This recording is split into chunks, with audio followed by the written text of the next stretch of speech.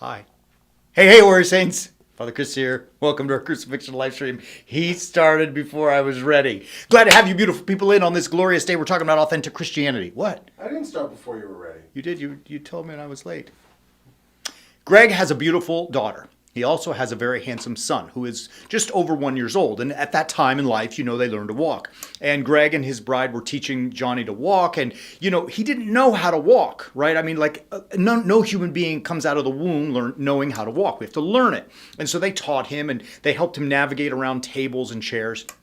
And the last time I was there with the family, I was watching the kid. He's so precious. He's ready now. He got it. And he's walking all over the place. Just kind of like, from one end to the other and back and forth, climbing on this. It's glorious to watch. But it made me think about like our own lives. And as we battle through the chaos that is our life, the world that we live in with all that chaos, it's like, how do we walk? Is there a plan? I mean, what the heck do we do? How do we live? And especially with our theme as authentic Christianity this week, how do we walk and live as authentic Christians, right? Like, I need a plan. How do I do it? We created a plan, which we always talk about. You find it at warriorsaints.org. It's a 6-part battle plan, which is designed to help you in that walk. But let me make the case for it, at least for us as warrior saints, to understand what I'm even talking about. In Romans chapter 6, okay, so this is the baptismal chapter. Paul is talking to the Christians in the church in Rome, and he's talking about baptism, and it is death. You might be saying, wait, what? Well, let's read his words. In chapter 6, verse 4, we hear the following.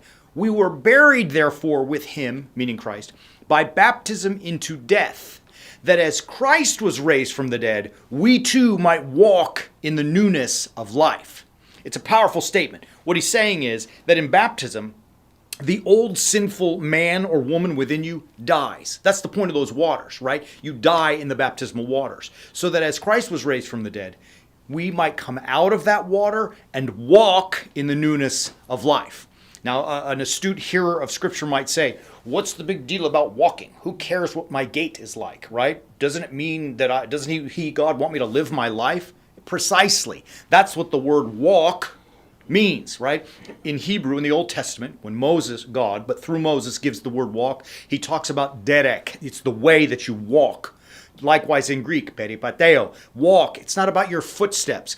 It's about how you live your life. If you want to be authentically Christian, someone who's crucifixional, sacrificing his or her own will to do God's, like Jesus in the Garden of Gethsemane did, you got to walk, baby. The question is, like young Johnny, Greg's son, he's walking all over the place, right? And he's young and he's exploring and he wants to see this end of the table and that chair and he wants to see the door and all the things that children look for as they're walking and learning how to master the art of walking.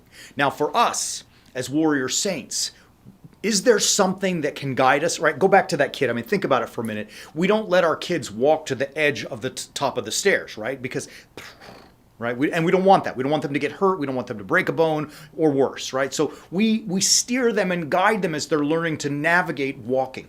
Likewise, as warrior saints, as we are trying to be crucifixional, we need something to help us navigate. Now, obviously, that's not me, that's not Greg, that's not you. That's nobody except God himself. And his word is the ultimate roadmap, if I can be crass, but let's say that, the ultimate roadmap for how to live, how to walk in the newness of life. We took that the commandments of God and did our best to distill them into a 6-part plan so that you and I can be authentically Christian in all aspects of our life, right? I don't believe that we need to have a spiritual life and a work life and a family life and a marriage life. No, you just have one life, right? Live it. But here's the point.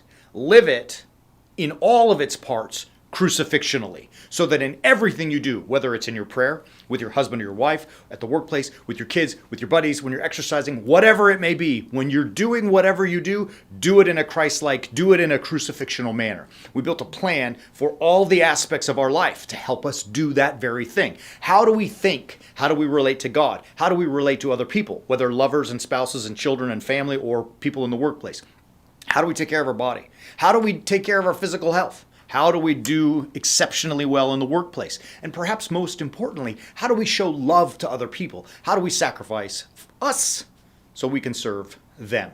All of this kind of stuff is going to put us in the right path. It's going to lead us away from the mediocrity that the world is dumping on us. It's going to lead us away from this inauthentic and false pseudo-Christianity that many people want to jump onto, and the silliness that goes with that. It's going to offer us the opportunity to be exactly what we're supposed to be, who God called us to be, authentic Christians, ultimately what we say, warrior saints. It's there. It's probably time for you to get it and get yourself together so that you don't have to worry about the other and you can get on the way. And as Paul says, walk in the newness of life. Love ya. Fun stuff today. We'll be back tomorrow. As always, keep walking on the way of the warrior saint.